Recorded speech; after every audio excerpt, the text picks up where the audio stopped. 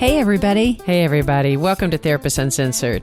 This is a podcast that breaks down interpersonal science into practical and understandable tidbits. And as you listen, I can just imagine little light bulbs of insight appearing above your head. You're going to be surprised and touched at what you learn about yourself as you get more accurate and in-depth view of your mind and your heart, and as you figure out those close to you.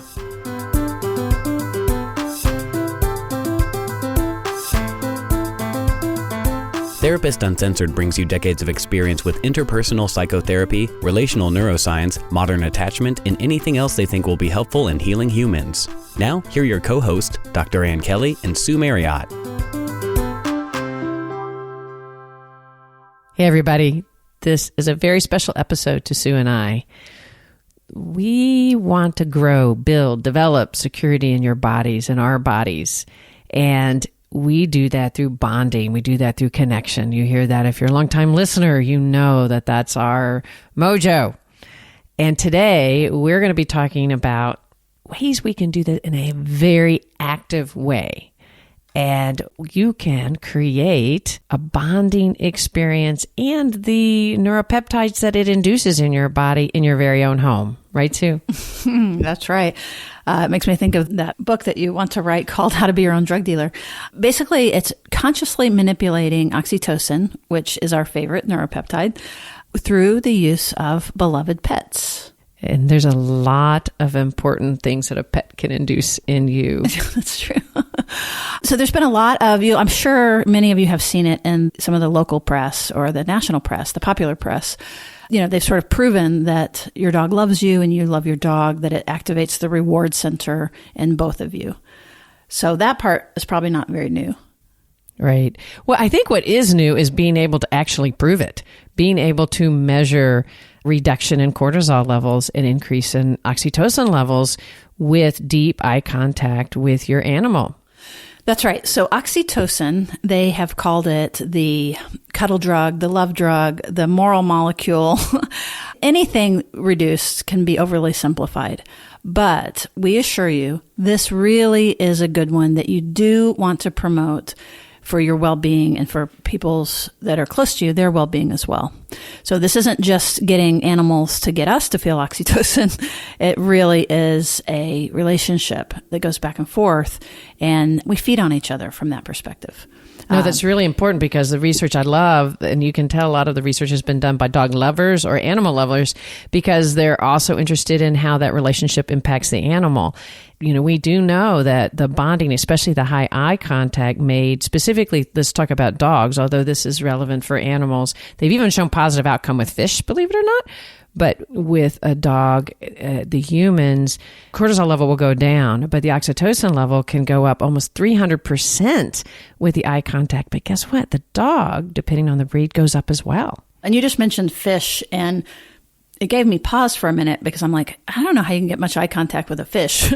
But when I actually think about it, it probably, I think as you go down the evolutionary chain related to, vertebrates and reptiles and stuff like that, I don't know so much that the pet gains the oxytocin as the owner, but it's not as powerful as an effect as some particular kinds of breeds of dogs with their loving partners. I don't even want to say masters or owners, you know what I mean, with their people. Yes. And the reason I went back to fish is because I was thinking about my mother. One of the things that she does in her time these days is she waits for her time to go feed her fish in the fish pond. And she talks to them and they all have names and she cleans up around, you know what I mean? It's a very active, loving relationship. It's the act of caring. And that's part of when they've done some of the work on it is the act of caring and the routine of nurturing something that is actually giving us something. Yeah, think of two monkeys grooming. Right. That really will turn it on. And so many people for example, I know one teenager who wishes she had lice because she loves the feeling of someone picking through her hair. So that's grooming, bonding. And my guess there is, again, that oxytocin is released through the grooming. For all of you out there that have animals, you can probably really relate to coming home to them and they're waiting for you and anticipating. I know for me, I really anticipate coming in and being welcome no matter how bad my day is. So we could go on and talk about it from a science perspective. But truthfully, there's so much meaning in being with our animals. There's so much deep resonance with it. So I think the heartfelt part is what's really important here. And Sue, would you share, you have a really important story having to do with animals. Would you share your story? Oh boy. So I'm going to try to do that. And this is a story that I know echoes across many, many millions of people, because anybody who has loved an animal has a story. One thing before I get going on it is that people messaged me the most on a post that I had put up on Facebook about a photographer who captured the last moments of people euthanizing their beloved dog. And it was so painful. And again, so many people resonated with it, but also there was some pushback of like, don't put that in front of me. Like, it was so traumatic to even see it. So that's how powerful that body to body experience can be. Yeah, I couldn't even look at the picture. Right. I was one of the, Right. So this is not a morbid story. It's not morbid, but it is directly related to our topic today. Okay. So I've always been a dog person and have said that dogs have raised me in some ways, that they have been such a consistent, benevolent, reliable, caring, protective force. And if you notice that all of those terms are all related to attachment and security. So I will say nobody can tell us that they aren't as powerful, sometimes more powerful, than our human connections. Not for everybody, certainly, but they've always played a big role for me. So this leads up to the story I'm going to share with you that does go back to the topic today about this chemical bond, really. So one day I was walking with my son. I hadn't seen him in a little while. He's a teenager. We've got 2 dogs. And here's a parenting trick. If you want to connect with your teenage kids, do something. If you sit across the table with them, they probably won't say much. But if you do some sort of project like walking dogs, then we're looking straight ahead. And sure enough, it's like clockwork. He will open up. And so he was telling me all this really lovely stuff about a girl that liked him. And now he knows that she likes him. And it was really touching, because this is a 16-year-old boy now opening up to his mom. And the sun was setting, literally, and he looks up. I know that he used to go to this one location that was his sort of private spot, thinking spot. And so he said, "Hey, do you want to go up there?" And I was so touched. I was like, oh my gosh, I get to go to your private thinking spot. It's at the top of this little facility. It's basically is a parking garage, but he was able to kind of sneak in there. There would be nobody there, and he would hang out up there and look at the city. So he invited me to go to his spot. So we've got the dogs. We go up there, and it is like one of my highlights where he's opening up to me. He's sharing his spot. All these things happen. And I will just suffice it to say that a tragedy happened up there with my beloved 2-year-old dog. His name was Jackson. Basically, he died very tragically and suddenly that same night. So this is still hard to talk about. This has been 1.5 years ago. But one of the things that, I have to recover, I have to take care of him. I have a lot of responsibilities. I know enough about the brain. So I'm like, okay, this is traumatic. What do I do? What can I do to take care of myself? And this is at a time when this dog would ride back and forth with me to a nearby city where I would take care of family that is critically ill. So not only did I just learn about this critical illness, but I also then lost this beloved 2-year-old golden doodle named Jackson. So the very next day, I have no idea what to do to recover from this. And I'm on my way to Houston is actually where I'm driving. And I'm like, I don't even know that I can do it. And so this isn't good. But even in the car, I start looking for another dog. And I'm feeling really guilty because you can't really replace a beloved animal. But this again gets us back to the point of this episode, which is I knew that I needed that source of support and care for me, to ride with me in the car, to, the soft fur, all the good things that it's associated with. And I was really torn about this is really sick. It's almost like taxidermy because I was looking for another golden doodle. I went back and forth, ended up finding a litter that those dogs were born on the day that Jackson died. Actually, they had just been born. This had just happened. and I find my person again. I always called Jackson my person. Part of why I'm wanting to share this is like, I know, like, it's not healthy. What I did wasn't healthy, but I literally thought I'm going to go purchase some oxytocin because I really need it. So go ahead and you can judge if you would like to. It's better than crack, and it's better than a lot of things that people can do, but I really needed that experience. And it has turned out, I have a new dog now. His name is Cooper, and Cooper is incredible. I didn't have any problems bonding with him. He had no problems bonding. And I just think that Jackson would want me to have Cooper in my life. So I feel as closer now to Cooper, and I really actively use him as a source of comfort and companionship on these drives, and it's really made a huge difference for me. So this is half confession, half story of being able to manipulate, and it totally worked. The oxytocin flowed.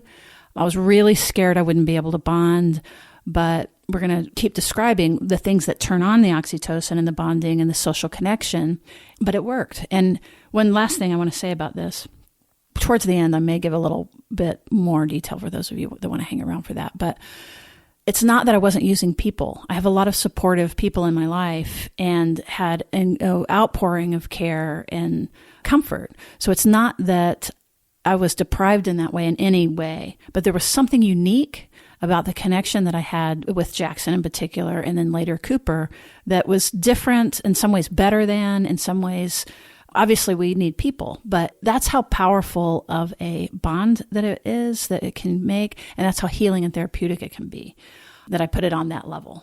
It's such a meaningful, beautiful story, and especially at that time of the life, finding out about the critical illness of your family member and how painful that was, those drives, and how important, and you knew you needed that. It's a different kind of support. You can have people bringing you dinner and calling you and loving you, but somebody that sits... And holding you and everything. Yes, but having somebody that sits on your lap during those drives, you knew you needed it. It was a very difficult time in your life, and to have that major of a loss was just overwhelming. And honestly, you needed a new dog to help you get over Jackson, not replace him. It wasn't to replace it. So you needed that soothing and that loving and the connection that Cooper gave you, and to anticipate his arrival 6 weeks later. And so I think it's a beautiful story, and I think it helps. I think everybody can relate to it. And I appreciate, especially your vulnerability of saying, yes, people can judge you for not waiting and getting over Jackson before you got a new pup. That wasn't a time in your life you could do that. You were at a time in your life you needed that oxytocin, you needed that connection, and you knew you needed it right then. And I think it's a really touching story, and I think a lot of people can relate to it. Yeah, so taxidermy aside, it was very effective. And again, I'm imagining everybody listening, or most people listening, have some kind of story, have been impacted in some way by, well, even if it's a family member, well, as pets as family members. Mm-hmm. Now, one of the things we know, we're moving more back into the science of it, is that it really is species dependent. Well, first of all, the cool new thing that they have been able to prove is that this oxytocin does bounce across species. That's what Anne was talking about just a moment ago. Right, that is not just with humans. Yeah, it bounces across species into different, and any picture that you've ever seen, even of chimpanzees holding each other. One of my favorite pictures is of a dog with a cat rolled up into the collar. You might have seen that, those Elizabethan collars, and there's a dog laying there and a little kitty rolled up, and just the kind of connection that animals can bring to one another and to humans is amazing. That's right. And so the mechanism for that is this neuropeptide called oxytocin. It is normally associated with childbirth and with nursing and lovemaking, orgasm. But everybody produces it. Men and women both produce it. And the idea is, let's cultivate it more in our lives, because that's what makes us get that feeling of open-heartedness, of bonding, of connection. And here's another just quick story. After I had my first son, I was back at work, and when people would do a certain distress signal where I could feel their pain, I could feel in my chest like my milk let down.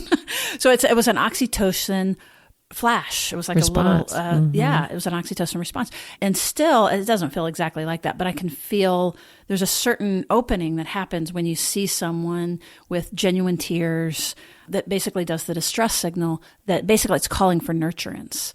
Right. And animals pick up that, and animals will pick up your distress. And anyone that has an animal, cats will pick it up, but dogs definitely pick it up where they feel your distress and they come actively to you and want to nurture you, and vice versa. And when you're petting your dog or your cat and you can see how much they're loving it and enjoying it and that you're bringing them a bond, that is having a chemical response to you. It's amazing. Yeah, it really is. I know that I'm getting into the science of it, but literally there's so many studies around how it can actually lower blood pressure. It decreases loneliness. There's having individuals that have had heart attacks have animals around, increases their longevity and their healing. So there's active healing aspects to it too. Oxytocin sometimes can be misunderstood as just all good. Like I used to joke about, we need to spike the city water well with some oxytocin. Everybody would get along, everybody fall in love with each other, like everything, there's not one answer. One thing that can happen with increased oxytocin is more tribalism, envy. It can make people more aggressive in a protective way. So it's not just a panacea by any stretch, but it is very high. It's a wonderful, wonderful drug that you want to learn how to produce and learn how to produce in others. So how do we do it with people? How do we really facilitate oxytocin flow with people? Well, one of the major sources is the idea of building trust. The more that you can feel a trust in somebody, and while this is related to dogs, the interesting thing is they've even shown that when you are out walking and you run into somebody that has dogs, your trust of them is actually higher than if they don't have it. And so you're more likely to make a connection, a wave, or a stop. So building trust in people in general, but even with animals. If anybody's been to a dog park, you know that you're going to know each other's dogs' names and probably not the people, but that you're going to go and you're going to converse and you're going to have this commonality. So it's a really wonderful avenue for connection, but building trust with people. Right. And the big one is eye contact. So gaze is one of the mediators for sure. And so if two human beings gaze at each other very long, something powerful is going to happen. That's a soft gaze. Right. I was going to say, you're going to fight, you're going to make out, something is going to happen. That's how powerful it is. And what the research is showing, and this is what's been recent in the popular press, is that there's a few conditions. One, if you catch your dog looking at you, so they're already looking at you and you catch them, that gives you this big bump of oxytocin, which is really cool. But then also, if you go and you get your dog's attention and you can just gaze with your dog, that is the thing that turns on the oxytocin. And what Anne was talking about earlier, I can't remember, did you give the actual numbers of the percentages? I don't know that I did, that at least in this one, that it could increase the human's oxytocin 300% with the eye gaze, and the dog's about 160%. Just from a short period of time of eye gazing and connection with the animal. And what's interesting about that is different for different breeds. It's not just sitting there with a dog. In fact, some breeds that don't do the eye contact, that are more service and not about the connection, that those owners and dogs don't necessarily have the oxytocin go up. There's certain breeds that'll increase more than others. Yeah, remember the study where that they actually trained dogs to go into an MRI machine? That's so interesting, yes. It's fascinating, and we'll link it in the show notes. They go through like a 2-month period of training where they are kept perfectly still, and they put earphones on them so that, because in an MRI machine, if you've had one, it's so loud, bang, bang, bang, all these magnets and everything. But these dogs, acclimated to it, and they're fine, they're happy. This isn't a misuse of animal research. But what they were looking at was they would give hand signals to the dog, and it's related to hot dogs. You get the hot dog or you don't get the hot dog. And the reward center of the dog's brain would light up. And it's very associated with where our reward center. So any of you out there that are worried about, what do you call it? Anthropomorphizing? You guys know what I'm trying to say. Basically, humans attributing human conditions and characteristics to animals. Right. That's always a risk.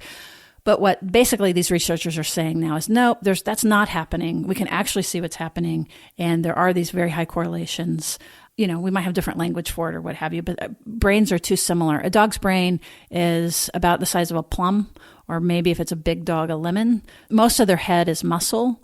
What's more interesting is that there's a lot of similar anatomy between a human brain and a dog brain. So that's why that we can begin to infer, as their reward center lights up and our reward center lights up, that it's probably a very similar experience, because we can actually see it happening. We can see it turn off when the hot dog goes away. You know what I mean? It's very manipulatable. But the interesting twist they did to the study was they had different people do the hand signals. So for some dogs, and this goes back to your point, Anne, that it really depends on the breed. So for some dogs, they would have a higher spike of the reward center when it was a stranger that gave this signal. Or a computer. Or even a computer. So this proves two things. It proves that it's not just about getting the hot dog.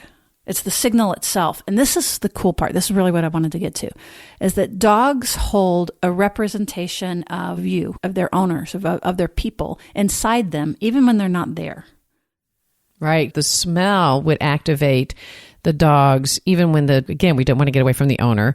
When the dog's person. When the dog's person was not there, that the smell would still activate the reward. The smell of their person would activate the reward center when the person was not home. So they had this anticipation of this person held in them. So they do remember you when you're not home. It's not just out of sight, out of mind. That's an important element. It's so sweet. And they certain breeds really distinguish that when their owner was the one giving them, definitely a deep light up as opposed to somebody else. So the connection and that. Now, I don't know about all the different types of breeds in this study. Do you? Which breeds? I was listening very closely. And for sure, they mentioned Labradors, they mentioned Golden Retrievers. To me, it feels a little intuitive that there's some of these dogs that are just so like therapy dogs, versus the researcher himself had a dog that was kind of a mutt dog, beautiful, loved him incredibly, but didn't have that same wiring, that human to dog wiring in the exact same way. So in other words, when a stranger came and gave it, there was more interest because something new was happening. So it lit up, but it was less about the bond with the person. Right. It was more about the hot dog. Many of you probably have dogs that are more about the hot dog than the people, or more about the ball. Whereas you have seen and probably experienced animals that just stare at you. Right. I think of standard poodles, of course. And those are the ones that are going to be a little bit more. What I wonder about, Anne, is like chihuahuas and things that are highly bonded to one person. In some ways, we were just talking about oxytocin and bonding. Like, do they have higher oxytocin? And then that's why they're more tribal and protective of their people? That's an interesting thought. I know, but there are certain dogs that are better service dogs and certain dogs that are better therapy dogs. And those are different, because a service dog is somebody that usually is related to this one activity, been trained very well with their one owner. And a therapy dog is usually been trained to be able to engage with lots of individuals in lots of different situations. But you see out there the importance. I have a friend that had a therapy dog that they brought in. She's an attorney, and they bring this animal in to sit and let kids that are testifying, that they've shown all these results about letting them pet these animals while they're testifying, and how it reduces their cortisol level and allows them to feel safer. And again, what we talk about, build trust, to be able to engage in this really difficult situation of testifying sometimes against people that they love. And I imagine there are many of you that have pets other than dogs. I'm thinking about even equine therapy, working with horses. And I bet you the list goes on and on. You know what I mean? I wonder, what the cat people out there might be saying, and the reptile people and the horse people. We were focusing on dogs because that's where the research is. And certainly I can identify so deeply about that in particular. But there is no doubt, and you all are the expert on that, on you and your animal or you and your pet. You know what's real and what's not real. So what we're doing is we're really validating for you the power of it. Also, those of you that have reached out and said that you're pretty isolated or that you're alone. Also, if you have a child there's a lot of research on this, even with people on the spectrum and autism. One of the first things that you want to do is get your child a very, very social dog. And especially kids with autism, it can be a safer connection, and they can work with the social engagement of an animal. It's less intense than the eye contact of a human being. Yeah, that's a really, really good point. And one thing we've been emphasizing actually is the neurochemical oxytocin, but we haven't actually, and one of the studies, honestly, that I think even the MRI study that we referenced, there was a lot of activation of dopamine, which is a motivator and a connector and a trust builder. So it's really important. I know we've been hammering the oxytocin, but dopamine's also really important in the effects that we're speaking of. Yeah, the way I think of it is, dopamine is the hunt and find, like looking for one another, looking for a date, that kind of thing. But when you add the oxytocin, once you find the thing you're looking for, you better like it a whole lot, or else dopamine is just going to have you running, looking all the time. And so the combination of dopamine and oxytocin is awesome from a romantic standpoint. Good point. Good point. Oh my God, we're such nerds.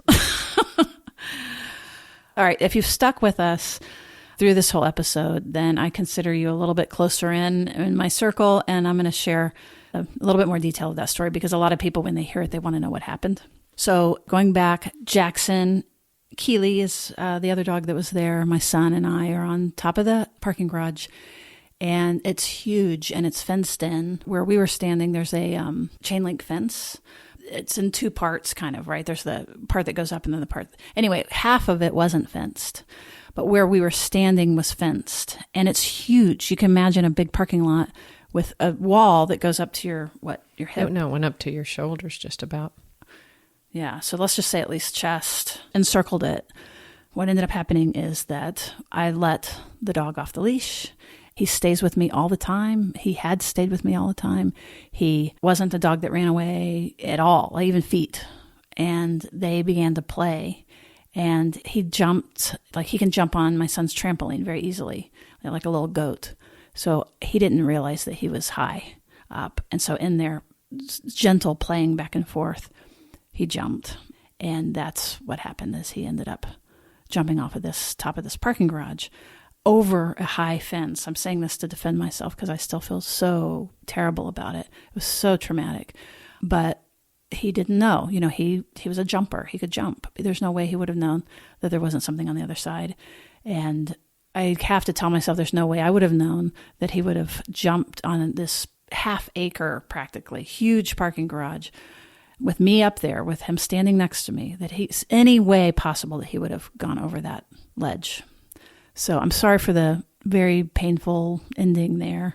This is us just trying to really walk the walk and be vulnerable with you, in the same way that we're asking you to be vulnerable with the close people to you. Yeah, so I really appreciate that. Cheers to Jackson. And, I will continue for years working on my guilt about this, of course. Another quick side note, my son had no guilt. This was a little bit later, but he was like, Mom, you couldn't have possibly known that. This was just a freak accident. He had no responsibility at all. And I could imagine some world, since he was the one that brought us up there and stuff, he shouldn't have felt bad about it. But I'm like, oh, that's what security looks like. That's sort of this health, robust resilience. It's like he was heartbroken, but he didn't do that, So that was another little side lesson for me of these accidents and tragedies happen. I certainly would never do it again, leave any kind of risk like that to happen. So there you go. I hope. And it's left trauma in your body that you've been working on healing. Yeah. Mm-hmm. It took me a very long time to even see that parking garage. It's right in our neighborhood. I would avoid it. And that's one of those classic things of trauma, is you avoid things. So, and me telling this story so publicly, again, this is part of me putting it together, making a coherent narrative, and holding myself accountable, but also with a lot of compassion. Like, obviously, I would have never harmed that animal. I would have given anything to protect Jackson. So there you go. That was very brave and courageous to share the story with the listeners, because that's a very vulnerable story for you. It is. I would not have been able to do it before very long, But that's you walking the walk. You're sharing your vulnerability, because we've all had those things that we've done that when we replay it in our mind, we could just say, oh, if we'd only.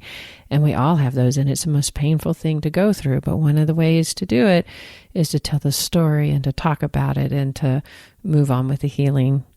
And Cooper's been a big part of your healing. Yeah. So how about we post some pictures of Cooper and Jackson? I think it's a great idea. So you'll get to see their sweet little faces. Okay, thank you so much for listening all the way through. We hope that this finds you with open heart and with motivation to continue to grow your social relationships across species and also definitely with people in your life. To think about the resources that you have at your hand right now, if you know deeply that you probably need, just like Sue was talking about, a little bit more healing and connection in your life right now. All right, if you're feeling like you're getting something from the podcast, please consider supporting us. It helps us. We still are upside down. We're in the red. We aren't even covering our expenses yet, but you could help us out at patreon.com/Therapists Uncensored. Basically, you become kind of a co-producer and you help us put the show on and be able to focus on more content and getting it out there as far as possible. So I love what Ann always says of, we're building security one episode at a time. So that's a good mission to put your money behind. Absolutely. All right. Thank you for joining us, and we'll see you around the bend.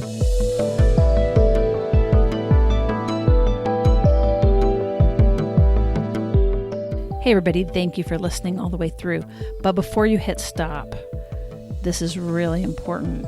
We want to appeal to you to, if you like this content, please consider joining us at Patreon.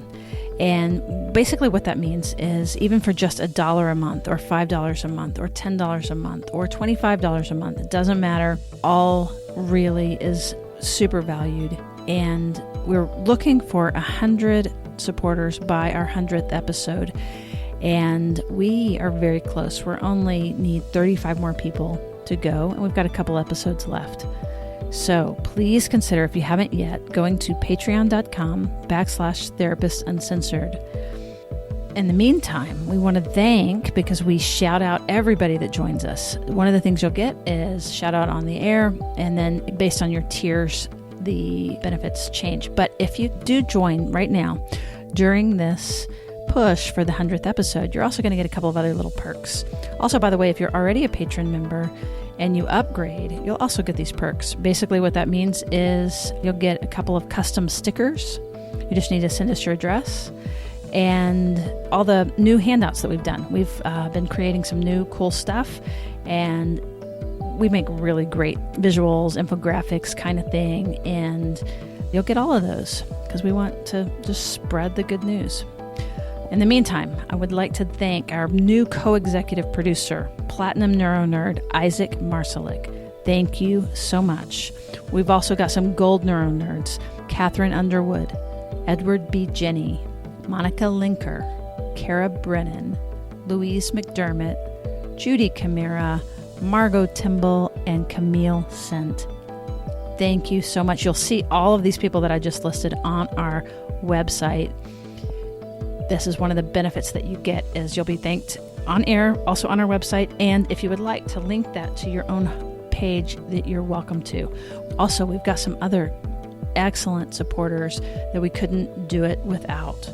These are neuro nerds that we want to welcome to the community: Carla Husher, Kristen Van Engelen, Brooke Farrell, and Sally Stacy. Thank you, thank you, thank you. And again, if you haven't joined us, please be one of these 35 people that we need at patreon.com/Therapists Uncensored or therapistuncensored.com. You'll see it at the bottom of the page. So join, or if you're already a member, upgrade. If you do either of those two things, you will get these little special offers. And this is all a push to get us to 100 patrons by the 100th episode. Okay, thank you so much for listening, and we will talk again soon. Therapist Uncensored is Ann Kelly and Sue Marriott. This podcast is edited by Jack Anderson.